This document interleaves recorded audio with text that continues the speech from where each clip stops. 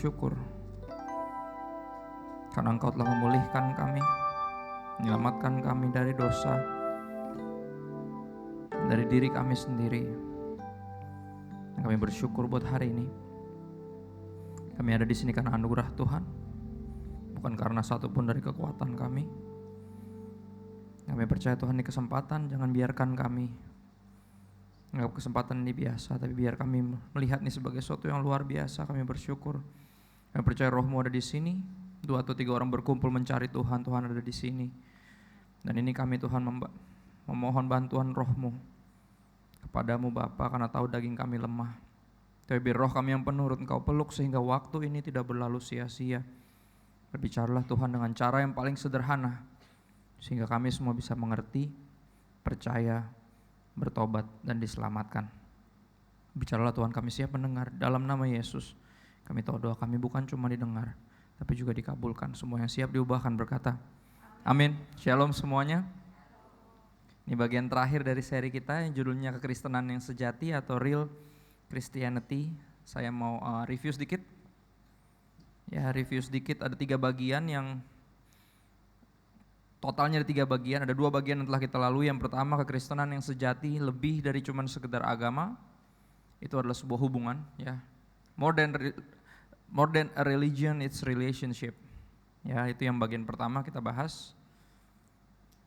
Dan yang kedua, real Christianity atau kekristenan yang sejati, more than ideology, it's theology. Lebih dari pemikiran manusia, tapi ini pengenalan akan Tuhan. Ya, itu minggu lalu kita bahas itu. Dan hari ini bagian terakhir judulnya Real Christianity, it's more than a way of life, it's a reason to live. Ya, lebih daripada cuma sekedar gaya hidup yang sehat misalnya. Ya, karena kita hidup kita hidup dari dulu memang ada gerakan-gerakan misalnya alternatif, misalnya ada orang-orang yang makannya asal, tapi ada orang-orang yang makannya dijaga dietnya, itu namanya gaya hidup sehat, yang minumnya hampir kayak kan di dalam gelas botol minumnya tuh ada buah-buahan gitu. Saya bingung, hampir mirip sama kobokan, cuman ini versi yang lebih banyak gitu airnya, ya kan. Pas diminum sepet gitu. Saya pernah nyobain gitu, kayak Mbak ngapain sih Mbak minumnya pakai begitu-begituan? Oh ini biar sehat. Oh ya cobain deh, enak kok gitu. Pas minum malah jadi sepet gitu, rasanya kayak minum es jeruk tapi nggak pakai gula dan jeruknya dikit banget karena nggak diperes, cuma dicelup-celup gitu doang. Ya itu gaya hidup sehat. Dan gaya hidup sehat ada lagi yang suka berolahraga, sepeda, lari, terus yang begitu-begitu. Bahkan ada gaya hidup yang mencintai pencinta lingkungan, misalnya pencinta alam, contohnya yang naik-naik gunung, atau yang contoh sederhana misalnya nggak pakai plastik misalnya kalau belanja. Ya kan itu kan juga buat katanya konon biar demi kebaikan dunia ini gitu kan, bumi ini. Yang kayak gitu-gitu ada banyak gaya hidup yang sehat, ada banyak alternatif untuk hidup misalnya lebih baik, lebih sehat, bahkan lebih suci kalau saudara tahu. Itu namanya agama, ya itu salah satu alternatif untuk hidup yang lebih baik. Jadi kita punya nilai-nilai yang baik, tapi kekristenan sejatinya lebih dari cuma itu doang.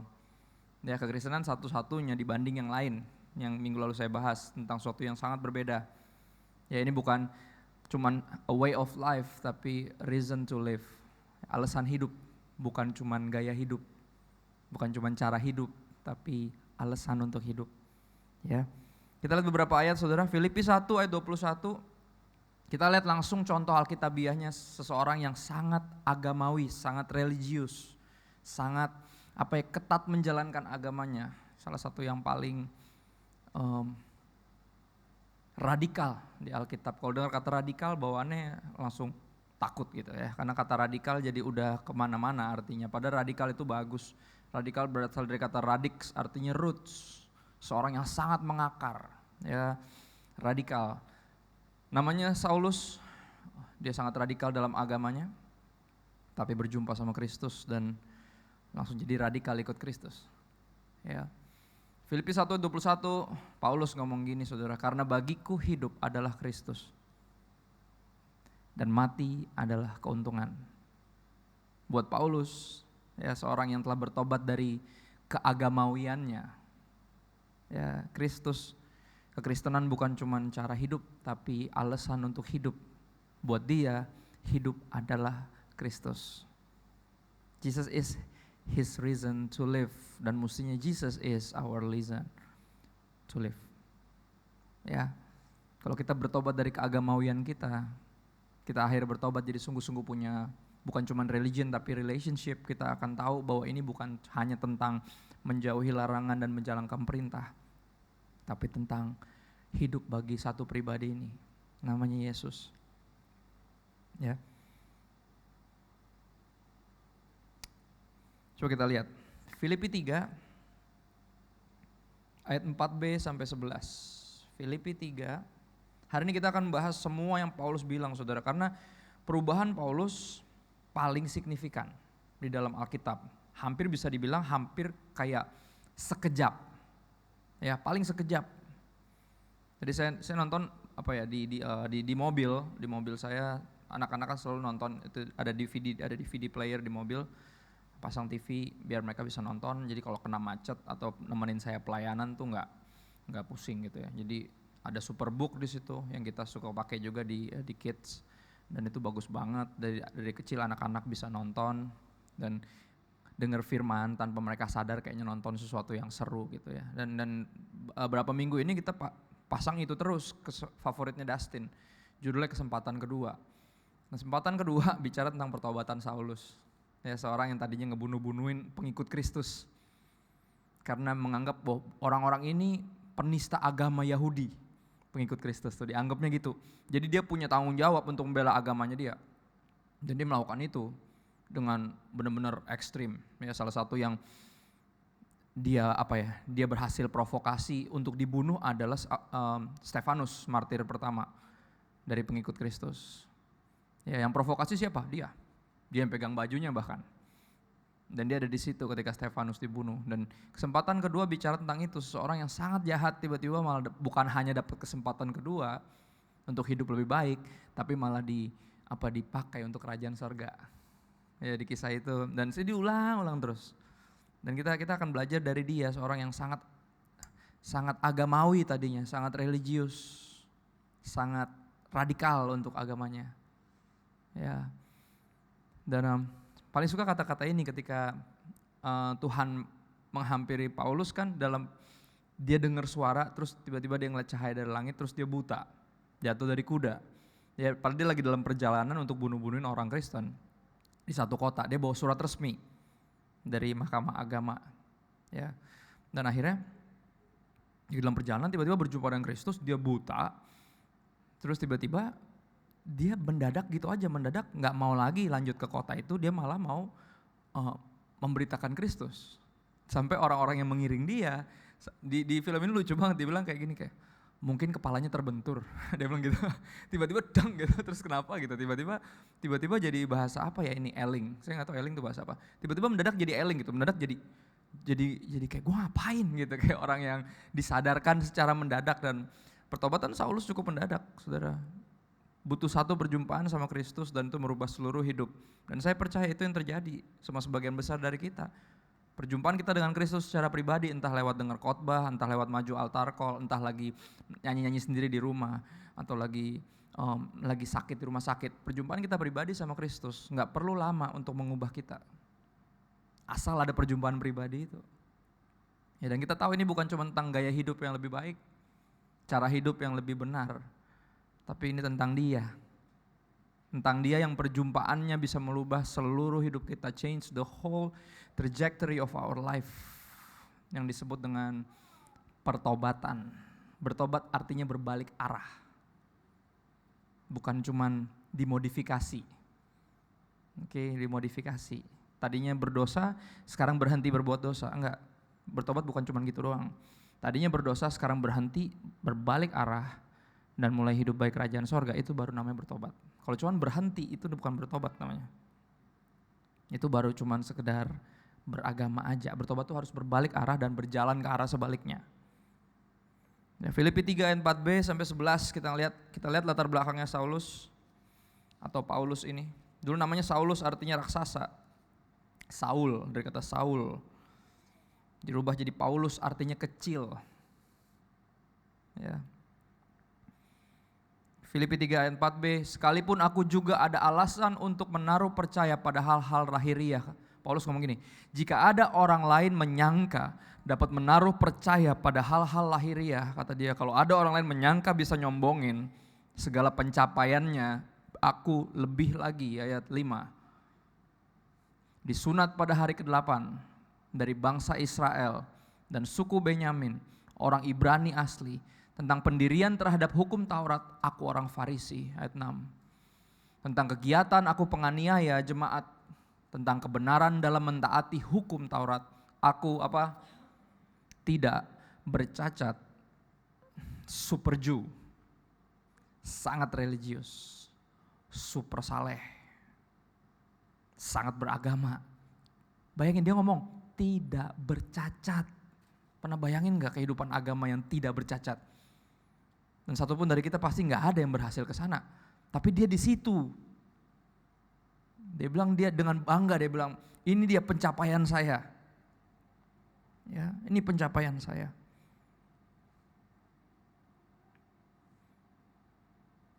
Tetapi, ayat 7 bilang gitu kan. Tetapi apa yang dahulu merupakan keuntungan, apa yang dahulu merupakan kebanggaanku, apa yang dahulu merupakan pencapaianku, sekarang ku anggap rugi karena Kristus. Lihat gak? Ya, di dalam memiliki gaya hidup atau cara hidup yang baru, biasanya kita punya goal-goal sendiri ya kan, kayak misalnya diet atau nge-gym, pasti kayak pengen dapat entah bentuk badan yang kayak gimana atau berat badan yang kayak gimana, turun sampai mana, yang kayak gitu. Kita punya goal. Ya. Dan Paulus bilang udah mencapai goal dari religion. He was there. Dia udah capek, udah sampai hukum Taurat dijalani dengan tidak bercacat. Dia udah nyampe situ. He was there. Aiming all the goals. Berhasil. Getting all of it. Kasarnya kalau dalam permainan he killed the game, okay? He killed it in the game. In that religious games. Kok aku udah sampai situ, kata dia. Ya. Tapi semua yang dahulu merupakan keuntungan, merupakan kebanggaan bagiku, sekarang ku anggap rugi. Karena siapa? Bukan karena agama yang baru, yang selalu dituduhkan. Ya, non-Kristen selalu nuduh Paulus sebagai orang yang bikin agama Kristen. Karena Kristus dibilang gak bawa agama. Paulus selalu dituduh bawa agama Kristen, padahal dia jadi Kristen juga gara-gara Kristus. Ya kan? Perjumpaan dia dengan Kristus menjadikan dia seorang Kristen. Tadinya dibunuh-bunuhin orang Kristen. Ini bukan satu agama baru. Paulus bilang segala sesuatu kuanggap rugi bukan karena agama Kristen, tapi karena Kristus, karena satu pribadi ini captivated my heart, kata dia. Satu pribadi ini, satu pribadi yang sebenarnya punya hak untuk membunuh saya detik itu juga, karena perjumpaan saya dengan dia membuat saya buta, jatuh dari kuda. Dan saya tahu dengan kekuatan saya sendiri saya gak bisa lawan dia. Dan dia tanya, kenapa lu nganiaya gue?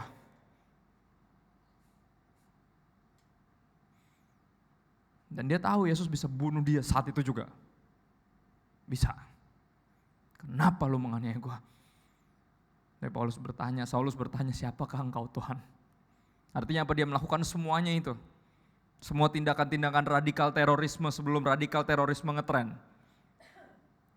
Tindakan-tindakan yang diambil karena menganggap orang-orang ini pengikut Kristus ini penista agama, itu yang dia lakukan. Semua itu dilakukannya artinya tanpa pengenalan akan Tuhan. Karena agama sama pengenalan akan Tuhan bisa jadi dua hal yang berbeda. Ya, dia nanya siapakah engkau Tuhan, menunjukkan bahwa dia nggak tahu. Dia pikir ini harus saya lakukan, saya harus membela agama saya. Itu yang dia pikir, tapi Tuhan malah bilang, kenapa lo aniaya gua? Padahal yang dianiaya pengikutnya. Artinya macam-macam sama umat Tuhan, macam-macam sama anak Tuhan, itu ngajak ribut bapaknya. Dan Paulus tahu detik itu, mati deh gua. Mati gua. Tapi ternyata enggak. Malah Tuhan kasih kesempatan kedua. Ya, dia suruh orang yang tadinya lagi mau dibunuh sama Saulus, disamperin sama Tuhan lewat mimpi. Dia bilang, coba tolong kamu ke jalan ini, ada seorang bernama Saulus, ya lagi buta. Ya sebenarnya lagi on the way untuk bunuh kamu. Dan dia bilang, ya gue tahu tuh orang. dia teroris terkenal dia. Dia lagi kesini memang. Kenapa Tuhan? Tuhan pengen aku ngapain? Aku pengen kamu doain dia. Hah? Biar matanya sembuh. Maksudnya? Tuhan, saya bersyukur dia buta. Benar, sehingga gak bisa ngeliat saya dan gak bisa bunuh saya. Engkau suruh aku berdoa buat dia. Tapi benarkah itu Tuhan? Benar gak? Suara Tuhan sama suara daging, biasanya suara Tuhan selalu akan menyuruh kita hal-hal yang gak nyaman bagi daging kita. Itu aja ciri-ciri gampangnya. Kalau masih nyaman berarti itu bukan Tuhan, seringkali. Selalu akan counter intuitif yang minggu lalu kita bahas. Gak nyambung sama keinginan daging ini. Dia bilang, sebenarnya kalau percakapan dipanjangin, saya yakin dia akan ngobrol sama Tuhan gini, ntar kalau dia melek terus dia bunuh gue gimana? Ya kan? Itu resikonya gede banget, bayangin.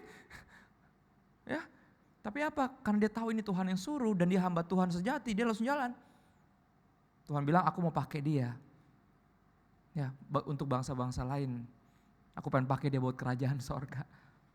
Nanti kalian akan jadi satu tim. Bayangin resikonya orang ini. Doain orang yang tadinya lagi mau bunuh dia. Lihat gak? Seluruh Alkitab dipenuhi dengan perintah-perintah untuk mengasihi musuhmu. Seperti Kristus mengasihi kita. Ya, akhirnya dia melakukan itu. Dia doain, Saulus sembuh.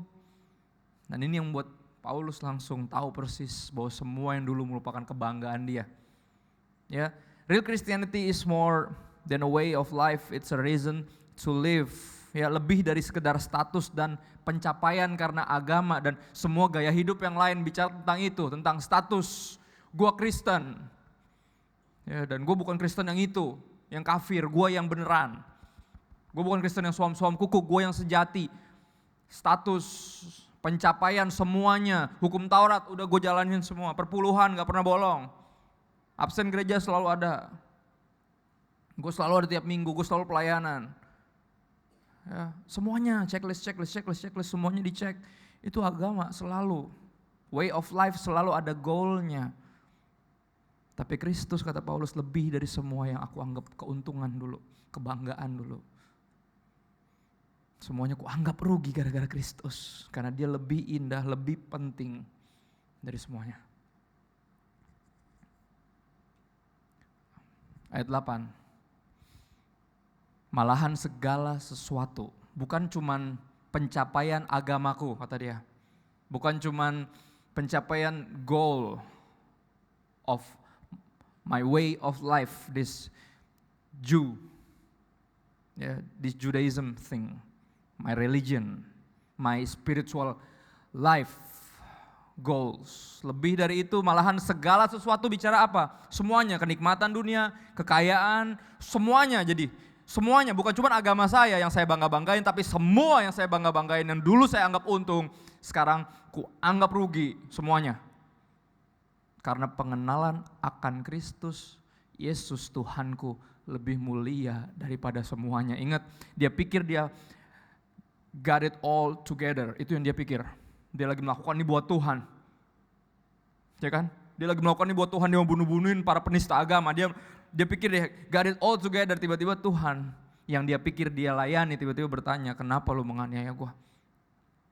Terus dia bertanya, siapakah engkau Tuhan? Artinya apa?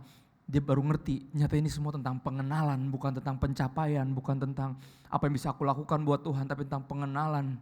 Percuma kita berlelah-lelah melayani Tuhan yang kita tidak kenal. Percuma kita berasumsi bahwa agama kita yang benar, gak taunya bukan Tuhan itu yang harusnya kita sembah. Percuma semuanya. Saya gak bilang agama lain gak punya passion. Oh, passionate. Mereka sungguh-sungguh menangis. Ya, menangis, sungguh-sungguh melayani, sungguh-sungguh berkorban, sungguh-sungguh berderma, sungguh-sungguh. Jangan salah, jangan bilang kita doang yang sungguh-sungguh, semua akan tersinggung.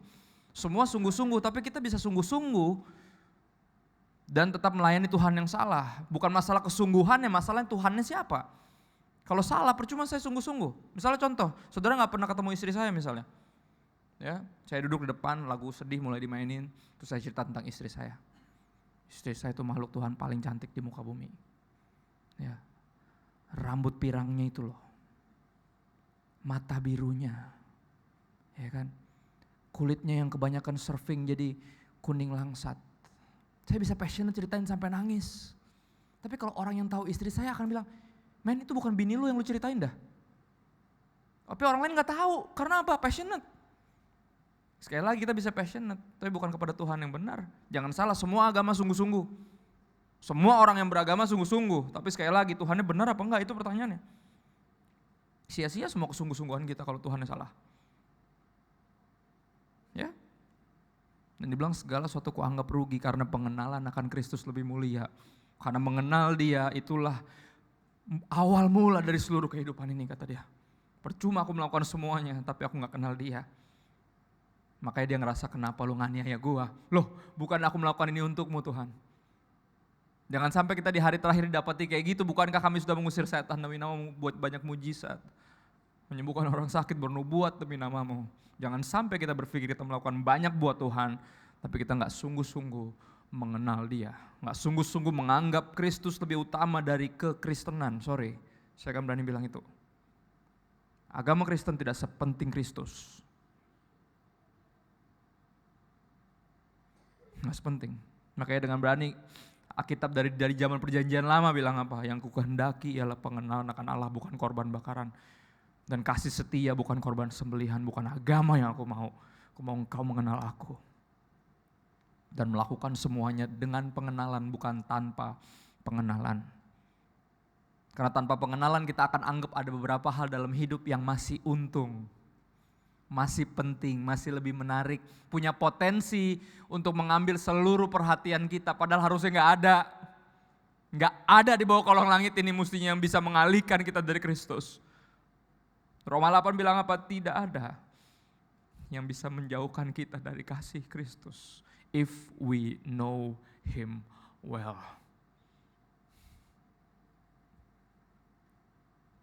Malahan segala sesuatu kuanggap rugi karena pengenalan akan Kristus Yesus Tuhanku lebih mulia daripada semuanya.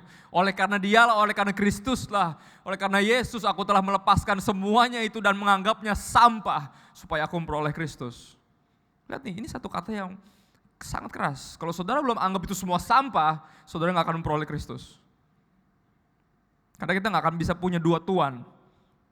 Kita akan mengasihi yang satu dan mengabaikan yang lain. Gak bisa ada dua segalanya. Gak bisa ada dua yang terutama di dalam hidup ini, gak mungkin.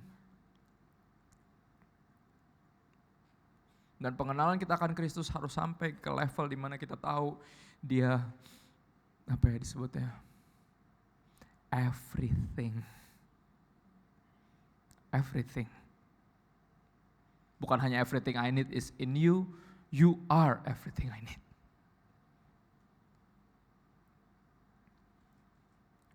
Ayat 9. Dan berada dalam Dia, perhatiin kata-kata ini, dan berada dalam Dia bukan dengan kebenaranku sendiri karena mentaati hukum Taurat. Sekali lagi, this is more than just a way of life. Melainkan dengan kebenaran karena apa? Kepercayaan kepada Kristus. Tak kenal maka tak sayang gak mungkin bisa percaya. Dengan kebenaran karena kepercayaan kepada Kristus, yaitu kebenaran yang Allah anugerahkan berdasarkan kepercayaan atau berdasarkan iman, sesuatu yang diberikan. Artinya ini bukan upaya kita mengenal Tuhan, tapi Tuhan membuka dirinya sehingga kita bisa mengenal Dia. Makanya Paulus bilang, ini anugerah. Dia gak berhutang untuk menampakkan dirinya kepada saya. Dia bisa biarkan saya mati di agama saya. Dia bisa biarkan saya mati konyol. Berpikir bahwa semua ini saya lakukan buat Tuhan. Bisa, tapi entah gimana. Paulus dengan berani bilang, seperti anak yang lahir sebelum waktunya, kata dia. Tuhan samperin saya di tengah jalan, and He revealed Himself to me. And He changed my whole life.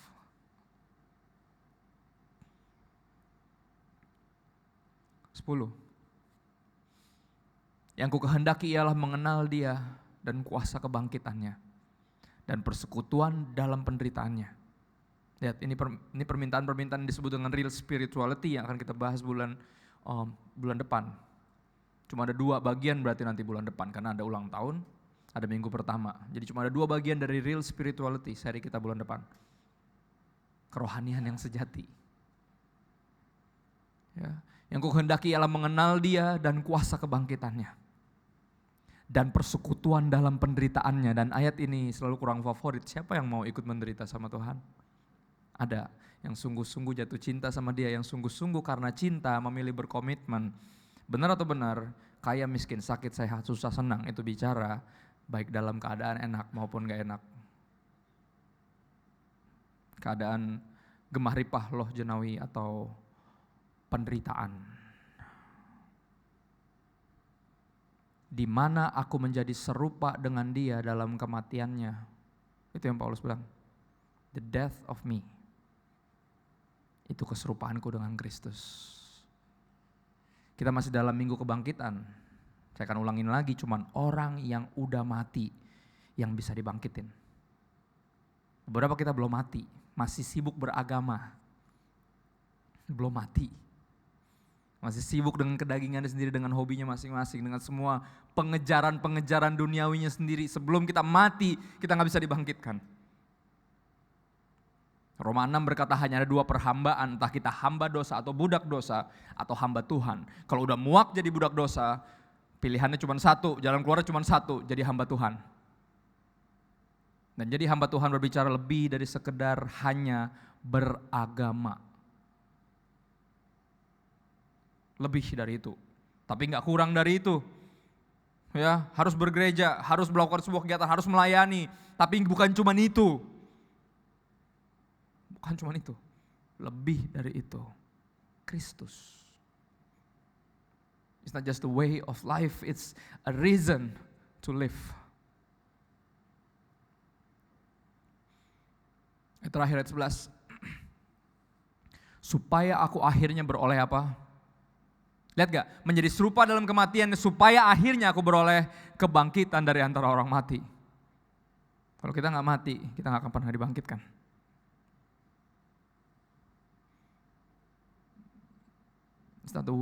It's not just a way of life, it's a reason to live. Jesus is our reason to live. That's real Christianity. Ayat berikutnya Kolose 3 ayat 3 sampai 4.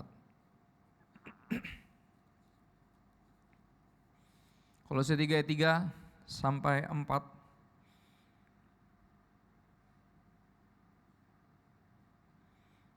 Sebab kamu, ayatnya ulang-ulang terus saudara. Ya. Sebab kamu telah mati dan hidupmu tersembunyi bersama dengan Kristus di dalam Allah. Itu yang disebut istilah, kalau pendeta suka khotbah di mimbar gitu, Tuhan sembunyikan hambamu di balik salibmu. Itu maksudnya. Jangan biarkan saya di depan tampil dengan segala kesalehan saya, kedekatan saya sama Tuhan yang saya pamer-pamerkan depan umum. Gua sama Tuhan tuh gini. Biar agama lain aja yang kayak gitu. Biar gak ada satupun anak-anak Tuhan yang dikenal karena kebanggaan-kebanggaan itu, pencapaian-pencapaian yang kata Paulus jasmani, duniawi, agamawi, yang semuanya Paulus bilang sampah. Dia kalau memperkenalkan diri kepada orang, dia gak selalu bilang dirinya hamba Tuhan. Dia selalu bilang bahwa di antara semua pendosa, saya yang paling berdosa.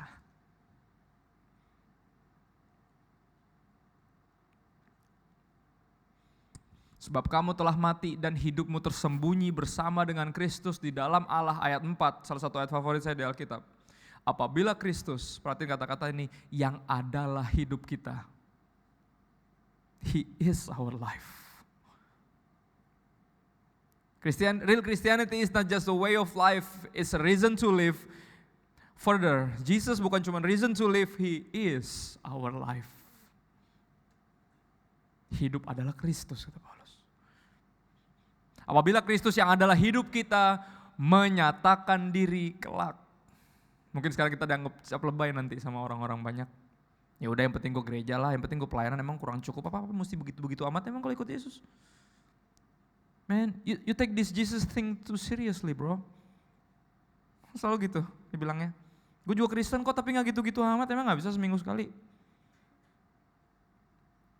Hah? Emang gak bisa cuma pelayanan doang, gak cukup apa emangnya? You take this Jesus thing too seriously. Jawaban saya selalu sederhana. Jesus took me seriously. He died for me on the cross. Kalau dia serius, gue gak mungkin biasa aja. Kalau dia biasa aja, ngapain gue serius-serius amat? Why so serious, kata Joker. Kalau emang Yesus doesn't take me seriously, He take us seriously. He died for us on that cross. That's so serious. It's that serious, if you know what I mean. Orang yang tahu Yesus segitu seriusnya sama kita gak mungkin biasa aja. Gak mungkin. Apabila Kristus yang adalah hidup kita menyatakan diri kelak, kamu pun akan menyatakan diri bersama dengan Dia dalam kemuliaan. Ini bukan bicara kita dimuliakan, tapi bicara persekutuan. Teman sependeritaan, teman sepermainan. Teman sepermainan, teman sependeritaan, terserah, pilih aja. Teman sepermainan iblis di bumi akan jadi teman sepermainan dia di neraka. Teman sependeritaan Kristus di bumi akan menjadi teman sepermainan dia di sorga. Kasar kayak gitu, kalau bisa pakai istilah permainan. Tapi bicara kemuliaan, saudara. Tapi sekali lagi saya gak mau membuat kita berpikir kita jadi gila hormat. Saudara mesti ngerti, Tuhan gak gila hormat. Kenapa? Karena Dia doang yang layak dihormati. Orang yang gila hormat adalah mereka yang gak layak dihormati. Yang gila hormat mau tahu siapa? Iblis. Dan kalau kita gila hormat kayak gitu, hati-hati. Tuhan gak gila hormat, Dia layak. Yang layak gak perlu jadi gila. Yang gak layak biasanya yang gila-gila, karena dia tahu dia gak layak sebenarnya. Tapi dia pengen dong, biar segala kemuliaan dibagi dua. Saudara, bagi Dia, bukan bagi dua. Perhatiin kata-kata ini, beda satu huruf, beda jauh. Segala kemuliaan bukan bagi dua, tapi bagi Dia. Jangan ada satu pun dari kita mencuri itu. Itu bukan bagian kita. Jangan satu pun dari kita merindukan itu. Mau gila hormat.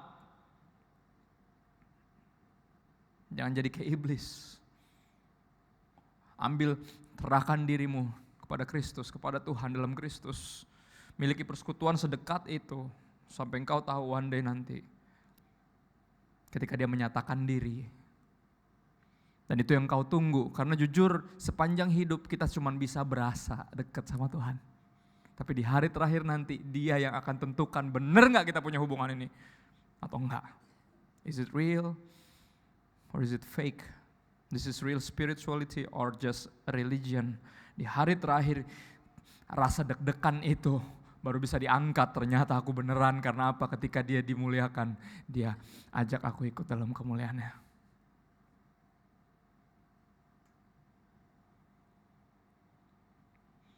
Dan gak ada satupun dari kita yang berhak menghakimi satu sama lain di bawah muka bumi ini. Tapi semua kalau saling menyayangi, saling mengasihi, kita bukan berhak tapi berkewajiban untuk saling mengingatkan.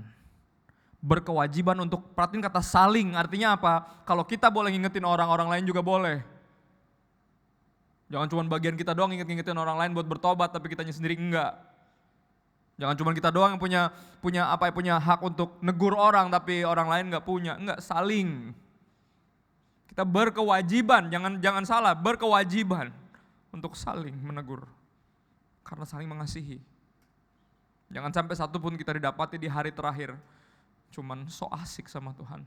Berasa kenal, berasa melakukan banyak hal buat Dia, tapi gak sungguh-sungguh mengenal Kristus, gak sungguh-sungguh tahu bahwa real Christianity is not just a way of life, is the reason to live. He is our reason to live. Ayat terakhir.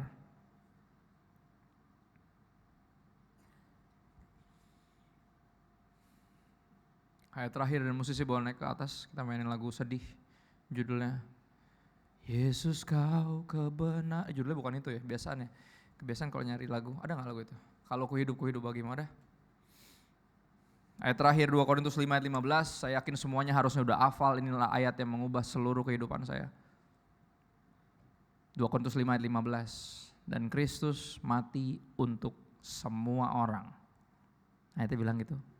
Biar mereka yang hidup. 2 Korintus 5 ayat 15. Dan Kristus mati untuk semua orang. Ayat 15 Pit, nyangkut ya.